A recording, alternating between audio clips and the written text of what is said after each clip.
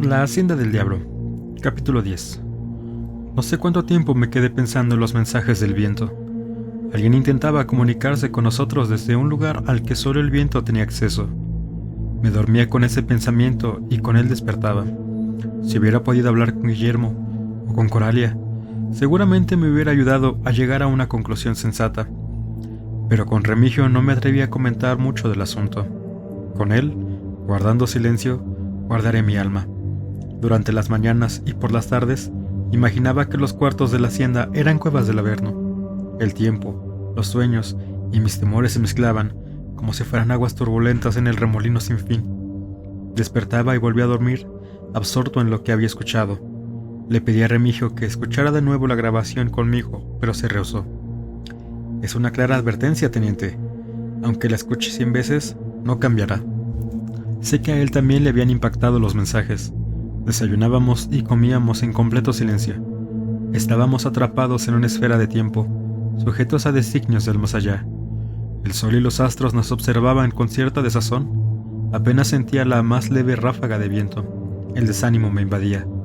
Sentí que un ser demoníaco deseaba apoderarse de mi voluntad. Caminaba sin deseos de trabajar. Más bien, deambulaba, como zombi por los lóbregos pasillos. Me pesaban las horas contemplando los vientos del patio, que como olas se mecían y se estrellaban contra los muros. Confieso, después de escuchar aquellas palabras, pronto estaré en casa, y de la voz de la mujer que advertía, búscate y sálvate, ya no tuve paz. Me mantenían atento a lo que pudiera suceder, y casi puedo afirmar que Remigio también. Hablábamos poco, éramos dos apariciones más en ese predio abandonado. Cualquiera diría que nos habíamos convertido en entes, uno con expresión cadavérica y con el peso de los años encima, y el otro, más joven, de barba larga y con una carga espiritual enorme. Una tarde, cansado de apuntar detalles del inventario, estaba en el cuarto cuando de reojo vi claramente que el plástico que cubría el vestido amarillo empezó a ensancharse y después a disminuir. Su volumen, como si respirara. No podía voltear y ver directamente qué sucedía en ese rincón. Me angustió darme cuenta de que la vela estaba por terminarse. Continué observando con el rabillo del ojo. Ahora los movimientos eran rítmicos. Un pequeño airecillo se coló por debajo de la puerta y amenazante redujo la llama hasta casi extinguirla. Respiré profundamente, pero seguí sin dominar mis nervios. Sentí un estremecimiento como si se tratara de un enorme fuelle. Algo me arrojaba aire en la nuca. Parecía algo que respiraba justo a mis espaldas. En ese rincón, ese pequeño espacio en medio de la hacienda, ahí donde se encontraba todo mi interés. 3, 4, 5, seguía contando las respiraciones en cada una. El vaho me hacía temblar. Enseguida, escuché otros ruidos, como estretores entre cada respiración. Le pedí a Guillermo que intercediera con quien fuera para que aquello terminara. Un ente se presentaba mientras yo permanecía en una inmovilidad total. Pensé que esa esencia, esa manifestación, era solo una muestra de lo que existía en el más allá, que el Uco la había enviado, y por eso se atrevía a visitarme. Un movimiento de las mismas respiraciones me hizo imaginar que el plástico caería de un momento a otro, para descubrir eso. Seguí sin poder girar la cabeza. Las fuerzas que se habían hecho presentes controlaban todos mis movimientos. Con pavor, vi que la vela estaba por extinguirse. En ese instante, quise alcanzar la pistola, pero era imposible. No tenía fuerzas, nada más para parpadear.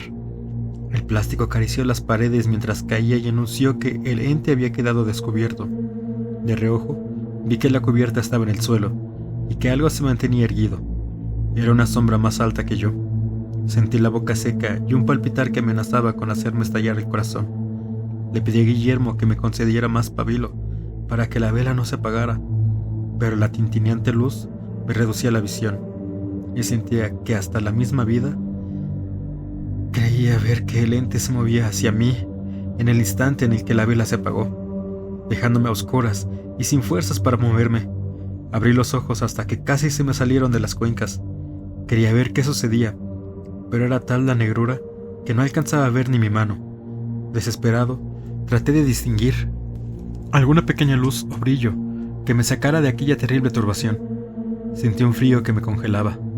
Un último destello de la vela reflejó en la habitación con una media luz que venció la penumbra.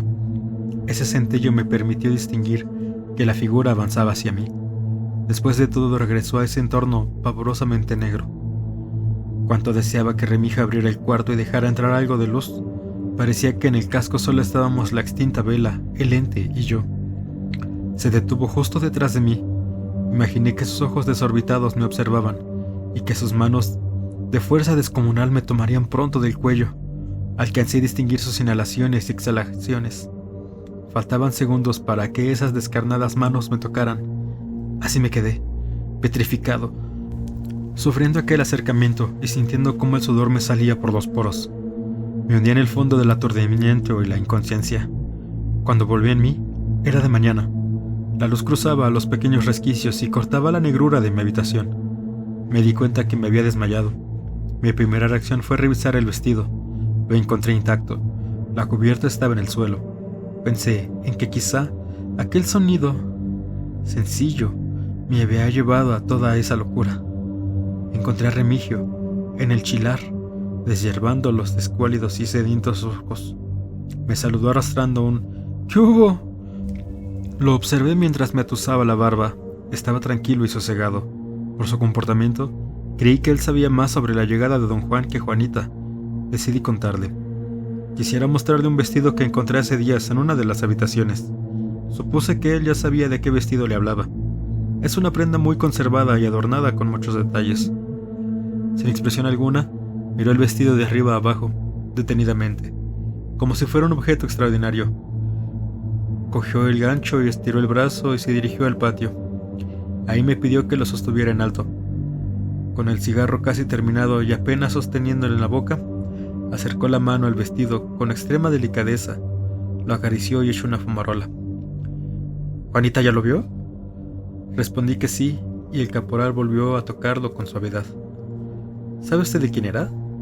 Guardé silencio esperando que él mismo se respondiera. Quería saber si sabía la historia del vestido, y si esta coincidencia con la historia que ella me había contado. Se quedó reflexivo y de nuevo lo acarició. El diablo lo hace bailar. Cuando él se acerca, la prenda empieza a moverse según el estado de ánimo del maligno. El humo del cigarro subía por su cara, haciéndolo entrecerrar los ojos. Le conté lo sucedido en el cuarto, después de que entrara el vestido.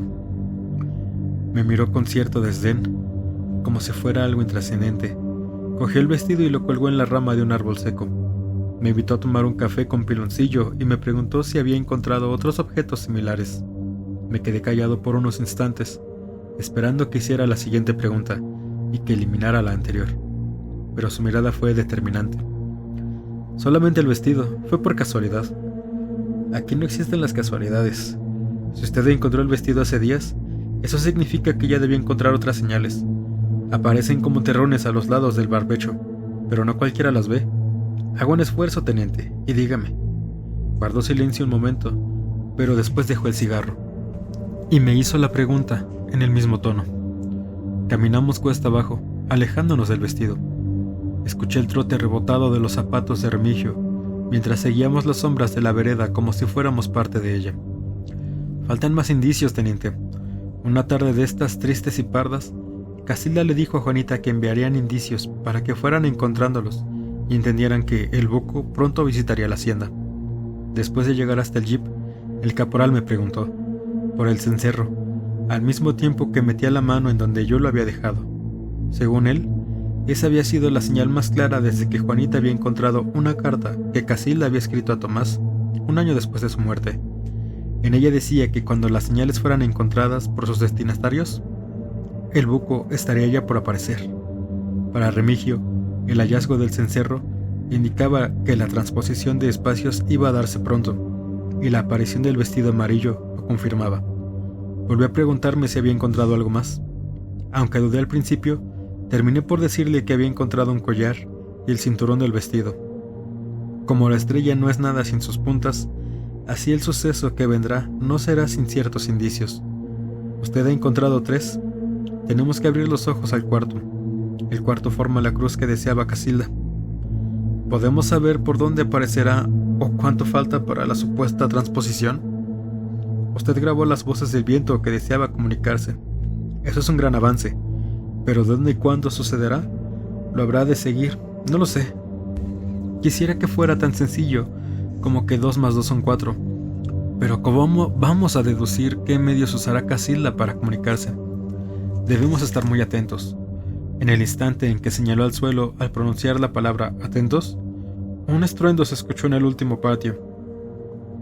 Encontramos una rama de árbol, partida desde la base. El vestido se zarandeaba apenas sostenido de otra rama. El caporal extendió su brazo para detenerme. «¿Nos ha escuchado?» Al ver mi expresión de incredulidad, añadió: «¿Crees que no nos demos cuenta?», gritó mirándonos a las azoteas y después a las nubes. «Es el mero diablo el que desea expresarse», dijo dirigiéndose a mí de nuevo. «Las ráfagas lo han delatado. Estas manifestaciones aparecen después de estar ocultas por años». Lo vi tan nervioso que yo también me alteré. Lo dejé revisando la rama del árbol y caminé hasta el arroyo. Me enjuagué la cara con esa agua cristalina. Sentí que irremediablemente terminaría loco. Deambulé por los pasillos tratando de entender lo que Remigio decía y lo que yo creía que iba a suceder. Tendría que controlarme para no caer en el juego irrefrenable y arriesgado del caporal. Sabía que la única que podía apoyarme en esta situación, cada vez más escabrosa, era Coralia. Volví a pensar que solamente su amor podría mantenerme cuerdo. Deseé con toda mi alma que llegara en cualquier momento, pero sabía que aún tendría que esperarla para que esto terminara. Nunca había idealizado tanto el amor como para convertirlo en una fortaleza frente a lo desconocido. Queriendo alejarme del viejo y sus palabras, caminé hasta la alambrada norte. Desde ahí observé que la oscuridad envolvía al casco poco a poco como si lo engullera. Me intranquilizó que Remigio pensara que éramos asediados. Por el diablo. Sabía que él y Juanita esperaban con expectación el momento de la transposición de los espacios.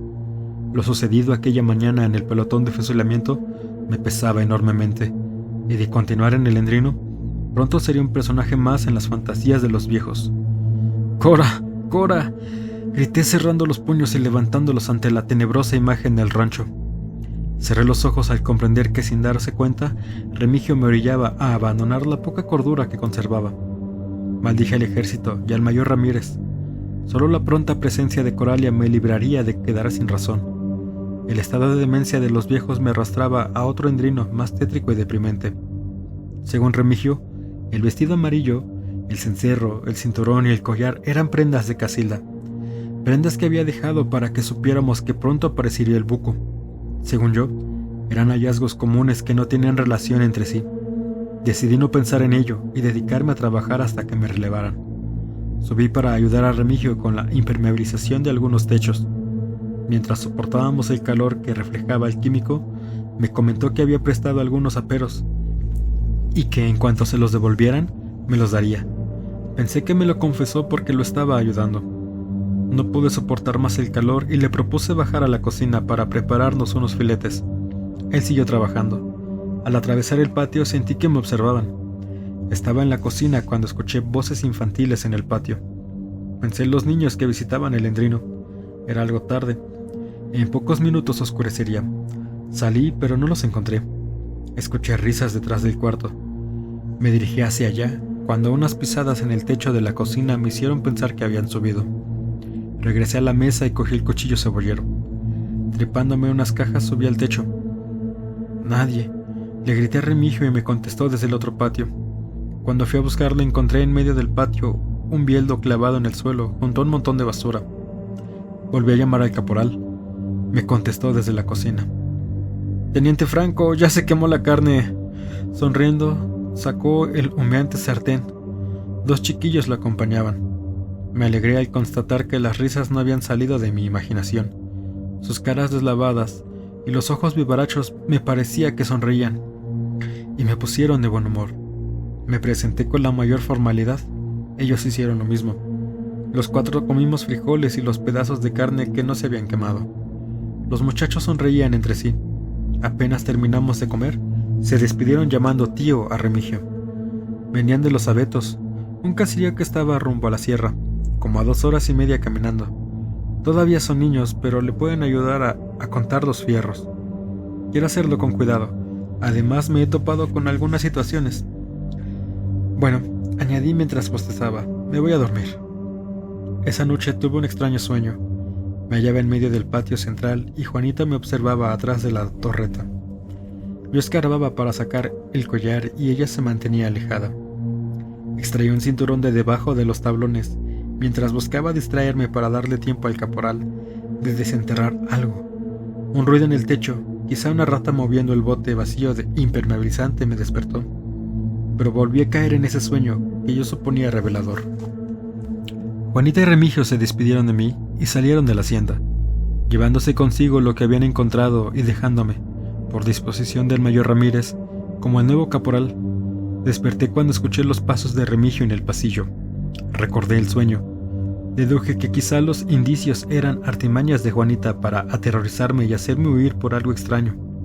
Recordé cuando tuve la primera experiencia extraña en el terregoso camino de la hacienda. Un ranchero que de pronto se escondió. Inmediatamente después vi un macho cabrío negro, pero para estar detrás de todo eso, Juanita necesitaría al menos el apoyo de otra persona.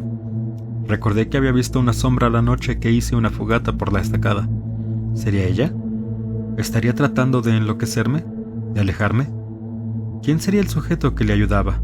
También recordé que junto a la fogata, que dejé encendida cuando iba a Parral, aparecieron unas sombras danzando a su alrededor. Debía mantenerme alerta y seguirle el juego para saber de qué se trataba. Me levanté estirando los brazos, como si intentara alcanzar el techo, pero me sobresalté al ver nuevamente al ranchero sentado en la silla. Cerré los ojos para frotarme. Los abrí al instante, no había nadie. Juanita no podía estar detrás de visiones como esa. El aroma de café llegaba hasta el patio que atravesaba para ir con Remigio. Hoy va a desayunar mi mejor guisado, teniente. Son flores de corazón del maguey en caldillo. El guiso lleva huevo, harina, queso añejo, jitomate, cebolla, chiles y, por supuesto, las flores. Era el platillo más elaborado que había comido en años. Me hubiera gustado que Coraria lo probara. Quizá lo hubiera incluido en el menú del conquistador. Sonreí al pensar que en esa desolada hacienda pudiera yo saborear algo así. Remigio, ¿en cuántas habitaciones cree que hay herramientas? No lo sé, me dijo mientras le daba un sorbo a su café y miraba a los cuartos. Después de un segundo sorbo, reiteró, no lo sé. ¿Qué no hubiera dado por descifrar los pensamientos del viejo? Quise creer que me había dicho la verdad. De cualquier forma, indagaría en todas las habitaciones, y si alguien trataba de asustarme, yo seguramente sabría descubrir el truco. Si había un tesoro, estaría escondido en algún lugar afuera de los cuartos, puesto que nada me había impedido buscar en las habitaciones. Voy a entrar en todas las piezas del predio. Son las órdenes que tengo. Al decírselo, se levantó y se dirigió a su cuarto. Estuve esperándolo un rato, pero al ver que no salía, decidí continuar con mi tarea. Sentí que lo que empezaba a acorralar y que esa mañana había flaqueado. No me importó don Juan y su aparición próxima. Me dirigí al cuarto por la libreta de apuntes. Cuando atravesaba el patio, una sombra como nube espesa pasó unos 10 metros sobre mí. No pude imaginar qué fenómeno meteorológico producía esas apariciones, pero no hice caso. Cualquier cosa que sucediera, yo podría superarla solo y así dejar descansar a Guillermo. Pero un instinto factoso me envolvió y dije, ¿ves, Memo? El viejo me quiere asustar. La mañana tenía los colores del arco iris. Me metí a la nogalera, más que para buscar herramienta, deseaba probar que era capaz de vencer las apariciones de la hacienda. Iba por un sendero de matas, debajo de las sombras de los árboles. El viento jugaba con las ramas, haciéndolas chocar entre sí. Al final de la senda estaba el cobertizo. Juanita me había comentado que Casilda pasaba ahí sola mucho tiempo, tal vez para desahogar sus penas. Entré en el cuarto que, según Remigio, durante años se usó para arreglar maquinaria y al que, por alguna razón o por su tétrica apariencia, siempre se había sacado la vuelta. Era una construcción de doble altura. El sol atravesaba los viejos y empolvados cristales dibujando unos escuálidos rectángulos en el piso de tierra. Había herramienta y cajas de cartón y de madera. Encontrar más trabajo me dio gusto. Sentí que con ello vencía tanta superstición. Tenía rato separando guadañas, palas, martillos y azadones cuando la puerta se cerró sin que me diera cuenta. Pronto decidí salir a estirarme un poco. Al regresar encontré unas cajas de madera con piedras de esmeril que clasifiqué según su tamaño y granometría. Así pasaron varias horas. decidido a no caer en más juegos del par de ancianos. No me presenté a comer, solamente salía del cobertizo para estirarme y respirar un poco de aire de la montaña. Cada vez me costaba más trabajo distinguir las etiquetas de las ruedas de esmeril y tenía que acercarlas a la luz de una pequeña ventana, la única que había en el cobertizo. En una de tantas cajas encontré un pequeño envoltorio de papel periódico con bastantes amarras. Pensé que se trataría de algún instrumento de precisión o de un disco de diamante. Me limpié el sudor y tomé la caja para acercarla a la ventana. Quizás sería un explosivo para usarse en la mina. Cogí el envoltorio con cuidado, los listones eran finos, no como los de las demás cajas. Lo abrí con delicadeza. Fue tal mi sorpresa al leer el título del cuaderno que lo dejé caer. Diario de Casilda. En ese instante, una vibración sacudió levemente los vidrios sucios de la ventana. El viento volvía a manifestarse. Soplé para quitar del polvo. Dejé la puerta a medio cerrar y salí del cobertizo para leerlo en una banca de madera junto a la ventana. La portada era de cartoncillo y tenía escrita una delicada dedicatoria. A Juan Cimental y Mateos, único dueño de la hacienda El Endrino y mío. La primera hoja decía que el diario se lo había regalado don Juan a Casilda, cuando ella cumplió 13 años de edad. Ese mismo día, el buco se la quiso llevar, pero el padre de Casilda se opuso. Ella decidió anotar esa dedicatoria porque creía que el patrón la había escogido como mujer. Aún afuera, tenía problemas para distinguir esa letra tan bien caligrafiada. Era tarde. Pensé en llevármelo a mi habitación, pero temí que si Remigio lo veía me lo pediría. Lo guardé en su mismo envoltorio tratando de hacerlo tan cuidadosamente como Casilda. Fui acomodando cajas encima hasta que quedó perfectamente oculto. Cuando terminé de acomodar tanto embalaje, me di cuenta que había deshecho el trabajo de clasificación de esmeriles, pero había valido la pena. No podía dormir. Llevaba horas dando vueltas en el colchón. Me asaltaban ideas incoherentes y bastante extrañas. Me levanté y dejé caer la puerta abierta. Jalé el colchón y me acosté mirando la luz de la luna en el patio. El sitio parecía una foto en blanco y negro. La luna estaba en el cenit. No se veía una sola sombra. El patio, la barda de los cuartos de enfrente y el filo de la azotea parecían de otro mundo. Sin colores y encerrados en ese encanto que yo veía la luz. Cambié de posición y todo siguió igual. Me levanté para mirar el vestido de Casilda. Apenas lo tomé cuando una sensación amorosa desbordó a mi ser. Salí de mi habitación. En el patio sostuve en alto la prenda cuando percibí una pequeña vibración en el gancho que la sujetaba. Poco a poco aumentó el vaivén. Me estremecí y lo solté. Entré al cuarto y cerré con la pequeña tranca. Había dejado el vestido en medio del patio. Me cobijé hasta los hombros viendo los resquicios por donde entraban rayos de luna. Horas y horas vi cómo el reflejo de la luz en la pared se desplazaba hacia un rincón. Cuando desapareció, me quedé dormido y al despertar me sobresaltó ver el vestido colgado, el plástico en el suelo y la tranca puesta.